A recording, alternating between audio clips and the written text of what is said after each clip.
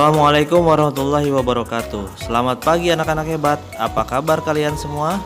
Semoga kalian dalam keadaan baik ya. Untuk menjaga kesehatan, jangan lupa untuk selalu menerapkan 4M, yaitu memakai masker, mencuci tangan dengan benar, menjaga jarak, dan menghindari kerumunan, agar kita semua terhindar dari virus COVID-19. Pelajaran hari ini adalah tema 7, kepemimpinan, subtema 2, pemimpin ide waktu, pembelajaran 1. Fokus pembelajaran, bahasa Indonesia dan PPKN. Tujuan pembelajaran yang pertama, melalui kegiatan mengamati dan berdiskusi, siswa mampu mengidentifikasi nilai-nilai kepemimpinan dan contoh kegiatan dengan benar. Yang kedua, melalui kegiatan mengamati, siswa mampu menjelaskan nilai-nilai persatuan dengan benar. Yang ketiga, melalui kegiatan mandiri, siswa dapat menyusun konsep urutan isi pidato. Sebelum memulai pembelajaran hari ini, marilah kita berdoa menurut agama dan kepercayaan masing-masing. Berdoa, mulai. Selesai. Apakah kamu memiliki seorang pemimpin idola? Siapa pemimpin idolamu? Apa yang telah diperbuatnya sehingga dijadikan pemimpin idolamu? Kamu sudah belajar tentang kepemimpinan dan nilai-nilai yang harus dimiliki. Di sekitar kita banyak pemimpin yang baik dan kita mengidolakannya. Apakah kamu memiliki seorang pemimpin idola? Siapakah dia? Mengapa kamu mengidolakannya? Tulislah pemimpin idolamu dan nilai-nilai kepemimpinan yang mencerminkan pengamalan nilai-nilai persatuan dan kesatuan. Jangan lupa menuliskan contoh kegiatan yang telah dilakukannya. Baik, contoh jawabannya adalah yang pertama, Insinyur Soekarno. Insinyur Soekarno adalah seorang proklamator dan presiden pertama Republik Indonesia. Beliau selalu menanamkan rasa persatuan dan pentingnya mengenang jasa para pahlawan dengan semboyan jas merah, atau jangan sekali-kali melupakan sejarah. Dengan melihat sejarah, bangsa Indonesia yang berjuang untuk mendapatkan kemerdekaan, seharusnya pada penerus bangsa harus berjuang untuk mempertahankan kemerdekaan. Contoh pemimpin idolaku yang kedua adalah ayah.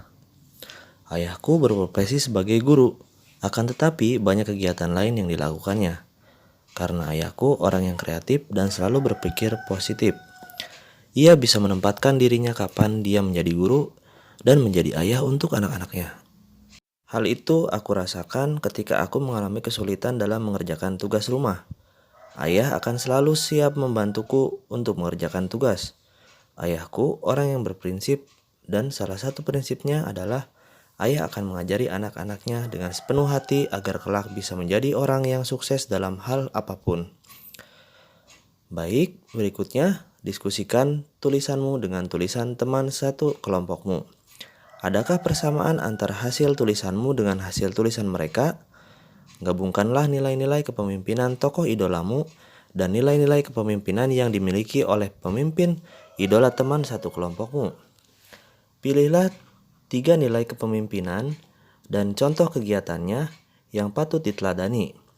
Tuliskan ketiga nilai tersebut pada kotak yang bertuliskan nilai dan tuliskan kegiatan yang telah dilakukan pada kotak di sebelah kanan.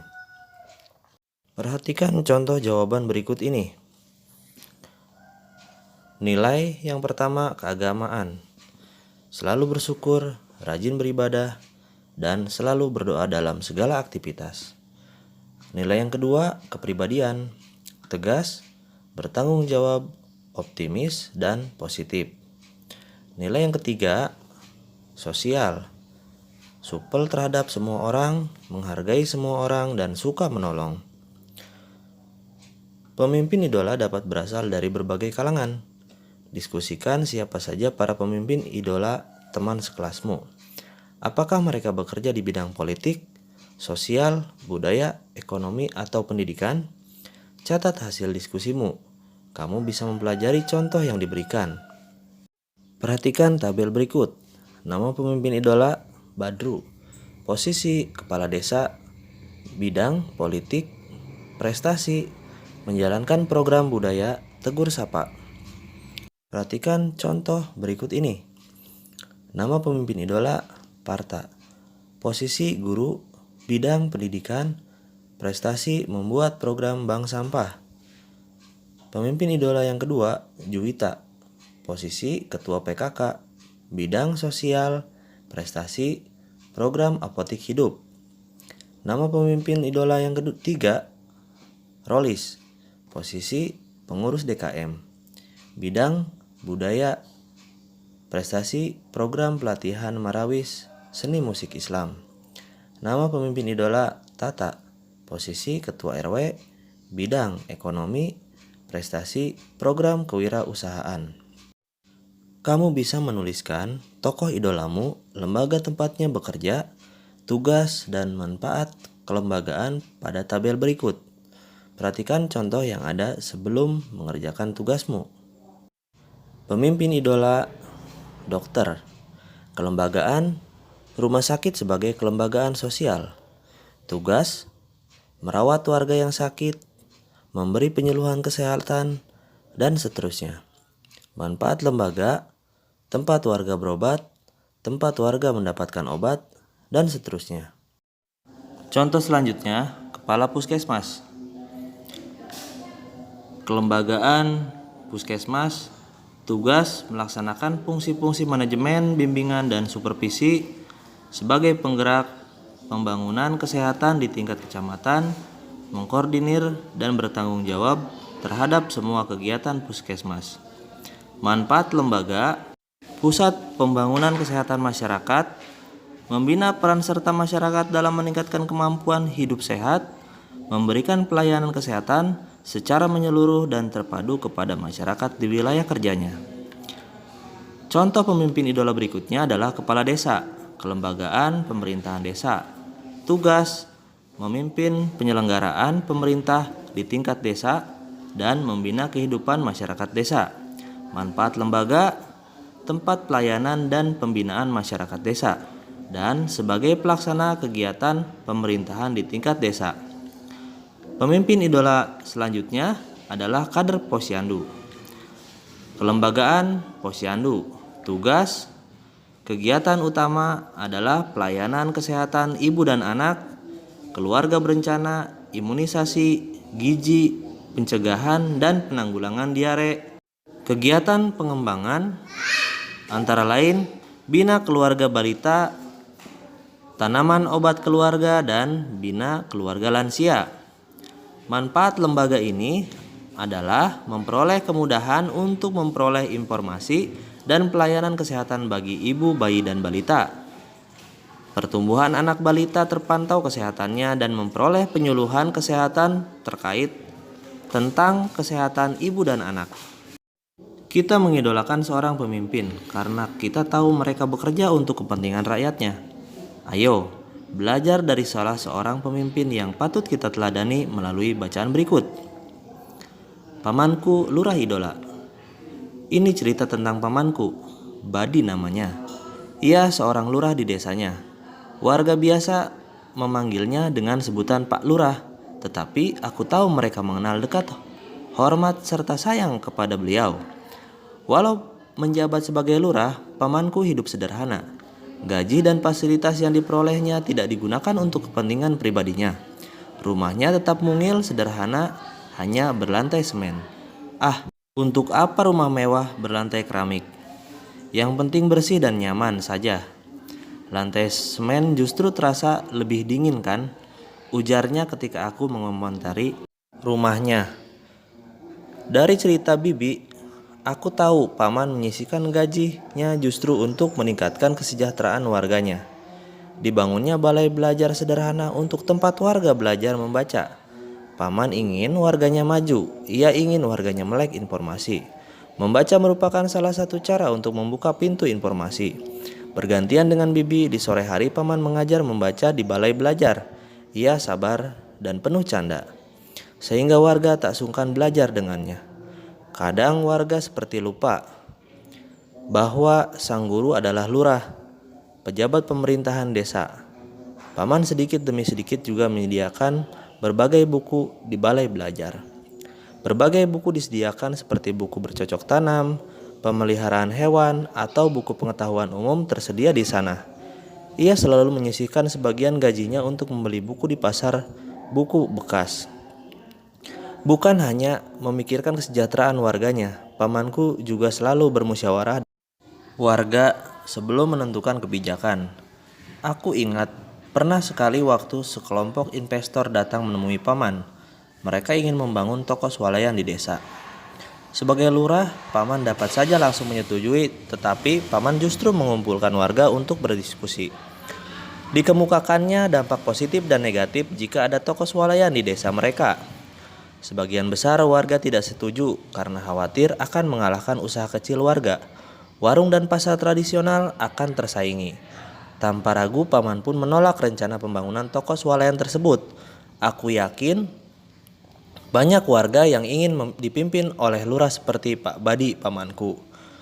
Seorang pemimpin yang memilih untuk tidak menjulang tinggi di tengah kesederhanaan warganya. Seorang pemimpin yang memilih untuk berjuang maju bersama warganya. Baik, selanjutnya perhatikan nilai-nilai yang dimiliki oleh tokoh pemimpin pada teks bacaan di atas. Sebagai seorang pemimpin, ia sedang mengamalkan nilai-nilai persatuan. Apa yang dilakukan merupakan wujud dari cintanya terhadap tanah air. Berikut nilai-nilai yang terkandung dalam sila ketiga Pancasila, yaitu Persatuan Indonesia.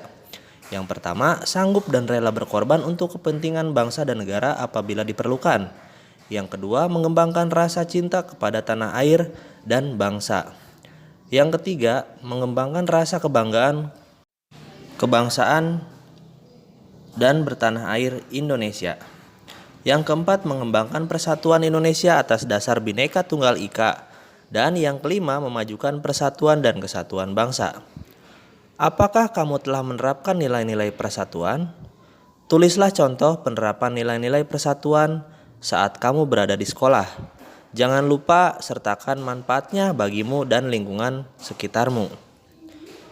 Baik, jika sudah, perhatikan contoh alternatif jawaban berikut ini. Penerapan nilai-nilai persatuan. Berteman tanpa membeda-bedakan, menghormati teman yang berbeda suku, agama, dan ras, berkorban membantu teman yang mengalami kesusahan. Kemudian, manfaat untuk diri sendiri. Banyak teman, mendapat balasan, respek atau hormat dari teman-teman, dan kepuasan hati teman bertambah banyak. Selanjutnya, manfaat untuk lingkungan, timbul kebersamaan kekeluargaan. Kemudian timbul kebersamaan, kekeluargaan, solidaritas semakin tinggi. Kemudian selanjutnya timbul semangat kekeluargaan, kebersamaan semakin terjalin. Lurah idola seperti tokoh dalam cerita sebelumnya memang dicintai masyarakatnya. Penduduk dengan beragam latar belakang agama, sosial, suku bangsa, dan budaya dapat bersatu karena seorang lurah yang bekerja keras untuk penduduknya. Sebagai pelajar, kamu pun dapat melakukan kegiatan yang bermanfaat bagi lingkunganmu. Buatlah rencana pidato yang mengajak teman sekolahmu untuk membantu adik kelas atau warga di lingkungan rumah untuk belajar membaca. Susunlah naskah pidato dengan struktur penyusunan pidato yang telah dipelajari sebelumnya. Perhatikan susunan naskah pidato dengan struktur penyusunan pidato berikut ini. Salam pembuka. Contohnya, Assalamualaikum warahmatullahi wabarakatuh. Pertama-tama kita mengucapkan puji syukur kita kepada Tuhan Yang Maha Esa, yang mana pada hari ini berkat kasih sayangnya kita dapat berkumpul bersama di sini. Kemudian, susunan yang kedua adalah pendahuluan. Contohnya, perkenankanlah pada kesempatan ini saya ingin menyampaikan sedikit data yang saya peroleh. Semoga dengan penyampaian data ini dapat mengunggah hati kita sebagai generasi penerus bangsa. Berdasarkan studi Most Literate Nation in the World, yang dilakukan oleh Central Connecticut State University pada bulan Maret tahun 2016, Indonesia dinyatakan menduduki peringkat ke-60 dari 61 negara yang diteliti soal minat membaca. Indonesia persis berada di bawah Thailand yang menduduki peringkat 59 dan di atas Botswana yang menduduki peringkat 61. Sungguh memprihatinkan jika rakyat Indonesia masih sangat rendah dalam hal minat membaca. Selanjutnya, bagian inti. Lalu, apa yang bisa kita lakukan sebagai generasi penerus bangsa? Hanya prihatin? Jika hanya prihatin, yang bisa kita lakukan, maka seluruh pejuang-pejuang bangsa yang kini terbaring kaku di pemakaman hanya bisa menangis. Melihat cucu-cucu mereka sekarang telah ingkar nikmat, tidak bersyukur atas jerih payah perjuangan para pahlawan yang dengan rela berkorban apa saja bahkan dengan nyawa. Bagian keterangan lengkap. Oleh karena itu, saya mengajak teman-teman untuk melakukan aksi nyata, bukan NATO, no action talk only, yang artinya tidak ada aksi, hanya bicara saja. Bagaimana caranya? Banyak. Kita dianugerahi akal pikiran, ciptakan kreativitas yang membuat kita dan orang-orang di sekitar kita menjadi tertarik untuk membaca. Kita bisa mengajak adik-adik kelas kita untuk sering mengunjungi perpustakaan. Kita bisa bersedekah ilmu dengan mengajar adik-adik kelas kita yang belum bisa membaca di luar jam pelajaran. Kita bisa menyisihkan uang jajan kita untuk kita belikan buku. Kita bisa bersilaturahmi atau berkunjung ke rumah tetangga-tetangga kita yang belum bisa membaca, dan banyak lagi kegiatan-kegiatan yang bisa kita lakukan sesuai dengan kreativitas kita. Bagian penutup. Semoga dengan kepedulian ini kita bisa menyebarkan aura semangat positif dan optimis terhadap lingkungan sekitar kita. Yang mana dengan tindakan kita masyarakat ikut tergugah dan turut berpartisipasi dalam gerakan minat baca ini. Karena membaca adalah jendela dunia. Bila kita telah melakukan berbagai kegiatan tersebut, maka kita tidak lagi ingkar nikmat kemerdekaan. Kita bisa berjalan tegak dan berkata, inilah aku, generasi pengisi kemerdekaan. Yang terakhir adalah salam penutup. Demikianlah sedikit kata yang bisa saya sampaikan. Jika ada kurang sempurnanya saya, mohon maaf, karena kesempurnaan mutlak hanya milik Tuhan Yang Maha Esa. Atas perhatiannya saya ucapkan terima kasih. Assalamualaikum warahmatullahi wabarakatuh. Nah, teks pidato harus memuat salam pembuka yang berisikan kalimat sapaan seperti selamat pagi, selamat siang, selamat malam, dan lain sebagainya. Yang kedua adalah pendahuluan yang berisi pemaparan topik permasalahan yang akan dibahas.